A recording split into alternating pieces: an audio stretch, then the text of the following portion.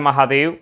कलिकाल के अर्थ प्रधान चकाचौंध के इस वातावरण को दृष्टिपात करते हुए हमारे नीति शास्त्र के परम विद्वान राजा और बाद में विरक्त भर्तृहरि जी ने बड़ी अद्भुत बात कही है।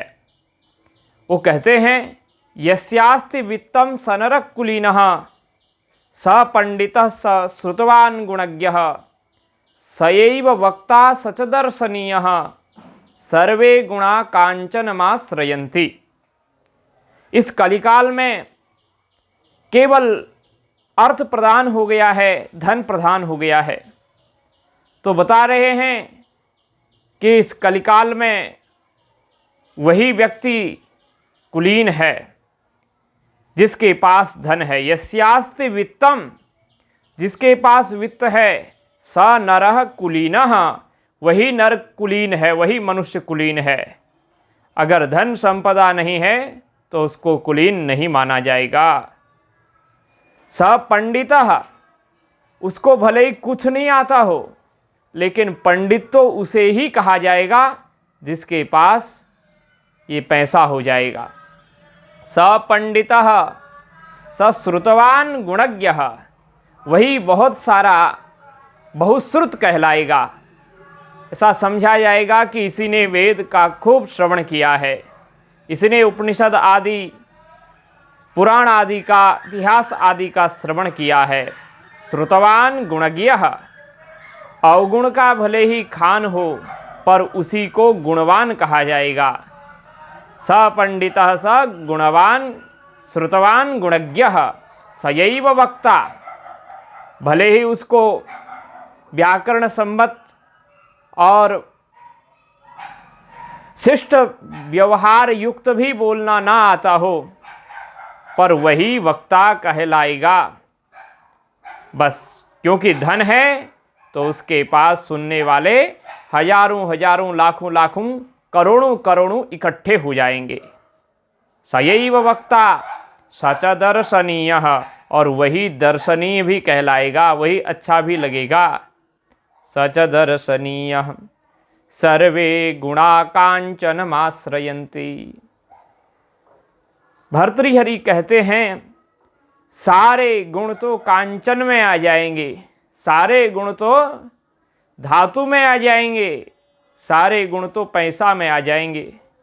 और ऐसे ही किसी दूसरे श्लोककार ने लिखा है, वो बड़े अद्भुत ढंग से उस श्लोक को लिखते हैं और ये एक हमारे विनोद का विषय भी बन जाता है कि टका धर्मः टका कर्मः टका ही परमं पदम यस्य गृहे टका नास्ति स टकाटक टकायते।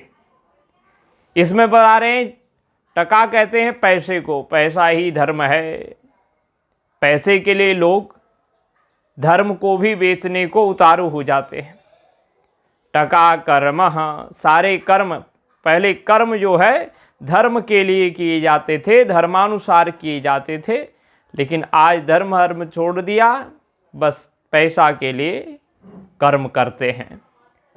तो टका धर्मः टका कर्मः टका ही परमं पदम, माने पैसे को ही मनुष्य ने परम पद समझ लिया है। जीवन भले ही समाप्त हो जाए पर पैसा समाप्त नहीं होना चाहिए, पैसे से घाटा नहीं होना चाहिए, ऐसी लोगों की मनोवृत्ति हो गई है।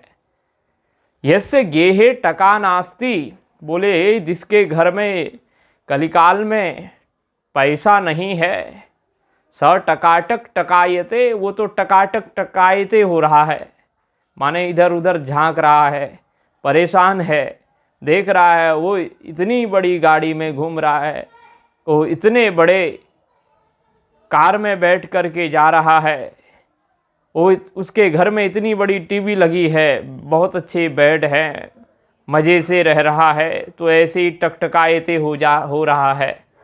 तो लोग जो है जिसके पास ये वित्त नहीं होता, वो दूसरों को देखता रहता है और सोचता रहता है कि अब हमारे पास ये कब आएगा। तो ये अर्थ प्रधान समय हो गया है। इस अर्थ प्रधान समय में उसी का महत्व माना जा रहा है जिसके पास यह टका है, ये धन है, ये संपत्ति है। पर वास्तविकता इससे बिल्कुल भिन्न है। चाहे कोई भी समय आ जाए, सत्य तो सत्य ही रहता है। इसलिए न टकटकायते बनो और न इस प्रकार की उलझनों में बहुत ज़्यादा फंसने की आवश्यकता है। अपने सत्य मार्ग से, अपने धर्म का पालन करते हुए अपने जीवन को यापन करना चाहिए, क्योंकि यात्रा इस कलयुग की ही नहीं है, सतयुग से चल रही है। और यात्रा का लक्ष्य तो केवल एक प्रभु हैं। बस